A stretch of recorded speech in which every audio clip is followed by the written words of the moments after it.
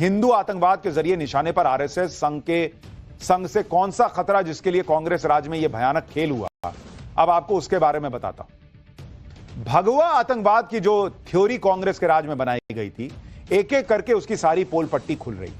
कल कोर्ट में मुहर लगाई गई कि कोई हिंदू आतंकवादी नहीं हुए और मालेगांव ब्लास्ट के आरोपी बाइज्जत बरी हो गए। इसी के साथ वो लोग भी एक्सपोज हुए थे जिन लोगों ने कांग्रेस के राज में भगवा आतंकवाद और हिंदू आतंक जैसे शब्द बनाकर पूरे हिंदू समाज को टारगेट किया। लेकिन मकसद सिर्फ यह नहीं था कि हिंदुओं को आतंकवादी साबित कर दो, मकसद यह भी था कि आरएसएस को निशाना बनाया जाए, मोहन भागवत को उठा के जेल में डाल दिया जाए, योगी आदित्यनाथ को टारगेट किया जाए। मोहन भागवत को जेल में डालने की साजिश हुई थी। और यह सब कैसे हो रहा था, किसने यह बड़ा खुलासा किया है, यह आज आपको पूरे विस्तार से बताऊंगा। क्यों ये लोग आरएसएस को बार बार टारगेट कर रहे थे, यह भी आज आपको बताऊंगा। लेकिन पहले इस बेनकाब हुई साजिश का एक ट्रेलर देख लीजिए।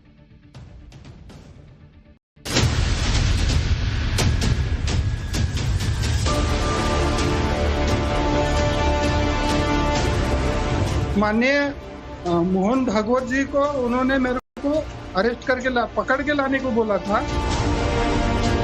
उन पर दबाव डाला गया था या अब दबाव डाला जा रहा है? कस्टडी में था एटीएस के, तो योगी जी का नाम लिया गया, भागवत जी का नाम लिया गया। गांधी परिवार का एक ये एजेंडा था। संघ को समझना इतना सरल नहीं है।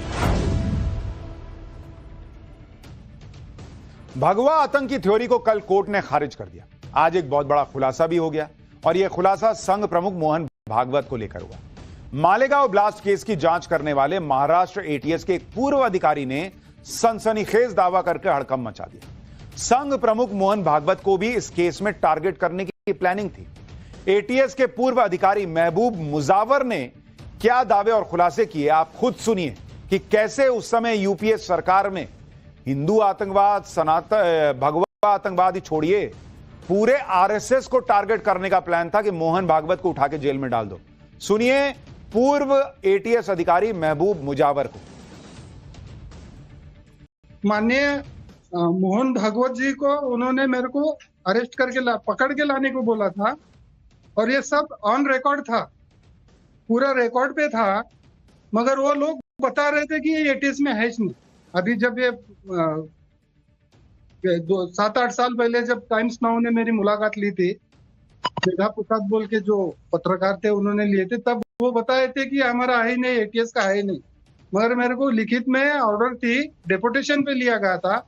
8 महीने मैंने वहां पे काम किया, तो झूठ काम करने के लिए लगाए थे, तो मैंने नहीं किया। नहीं करने से मेरे पे झूठा गुना दाखिल करके मेरे को अरेस्ट किया गया।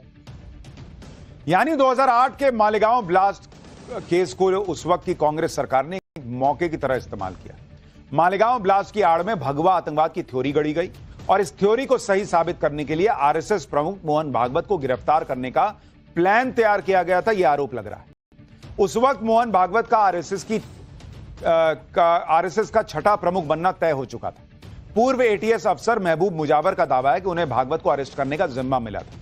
उनका आरोप है कि जब उन्होंने मोहन भागवत को गिरफ्तार नहीं किया तो झूठे आरोप लगाकर उन्हें गिरफ्तार कर लिया गया। यही नहीं, एटीएस के पूर्व अफसर ने यह भी खुलासा किया कि मोहन भागवत को फंसाने की साजिश को पूरा करने के लिए सीक्रेट फंडिंग भी की गई थी और मुंबई पुलिस के बड़े अधिकारियों को इस काम को पूरा करने के लिए ऊपर से आदेश मिले थे।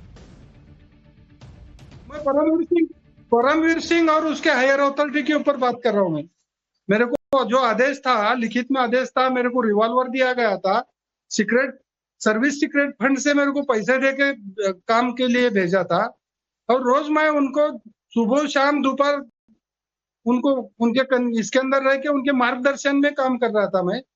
और उन्होंने मेरे को संकट में डाला, इसलिए डाला कि मैंने उनका झूठ काम नहीं किया। सब में बड़ी बात यह थी तो मोहन भागवत को लाओ, ऐसा उनका आदेश था, तो मैंने नहीं किया। अच्छा, पूर्व एटीएस अफसर महबूब मुजावर अकेले नहीं है जो भगवा आतंकवाद को साबित करने की साजिश का खुलासा कर रहे हैं। मालेगांव ब्लास्ट केस में बरी हुए सुधाकर चतुर्वेदी ने भी मोहन भागवत को टारगेट किए जाने का खुलासा किया, उनको भी सुनिए। भगवा को लड़की किया गया। हमारे जब मैं कस्टडी में था एटीएस के, तो योगी जी का नाम लिया गया, भागवत जी का नाम लिया गया। मैंने बहुत सारा इंटरव्यू दिया हुआ है, उनका नाम लेने की हमको जबरदस्ती किया था। यानी कई लोग हैं जो कह रहे हैं कि योगी आदित्यनाथ, मोहन भागवत, आरएसएस को टारगेट करने का प्लान था। मालेगांव ब्लास्ट को लेकर नया खुलासा हुआ तो बीजेपी ने कांग्रेस पर बड़ा हमला बोला। बीजेपी ने आरोप लगाया कि आरएसएस के खिलाफ साजिश वोट बैंक की पॉलिटिक्स के लिए गांधी परिवार का एजेंडा था। बीजेपी नेता संबित पात्रा को सुनिए। गांधी परिवार का एक यह एजेंडा था कि वोट बैंक की राजनीति के लिए किसी भी प्रकार से सनातन को अपमानित किया जाए। और महबूब मुजव्वर बार बार अपने कथन में कहते हैं कि झूठे आरोप लगाकर मोहन भागवत जी को गिरफ्तार करने की बात कही गई थी, झूठे मनगढ़ंत कहानी बना करके। कहीं ना कहीं तुष्टीकरण की राजनीति के कारण, वोट बैंक के पॉलिटिक्स के कारण गांधी परिवार की यह तीव्र इच्छा थी कि सनातन एवं हिंदुओं पर कुठाराघात किया जाए। कल मालेगांव ब्लास्ट पर जो वर्डिक्ट आया कोर्ट का, उसके पश्चात यह विमर्श, यह नैरेटिव औंधे मुंह गिरा है। आरएसएस और मोहन भागवत को ये लोग क्यों टारगेट कर रहे थे, इसकी सीधी वजह यह है कि भगवा आतंक की थ्योरी बनाकर तुष्टीकरण की राजनीति करो और ऐसे लोगों को टारगेट करो जो लोग हिंदू समाज को एकजुट करने में जुटे हैं। यही आरोप लग रहा है। यानी मुसलमानों का एक मुश्त वोट लो और हिंदुओं को एक होने से रोको।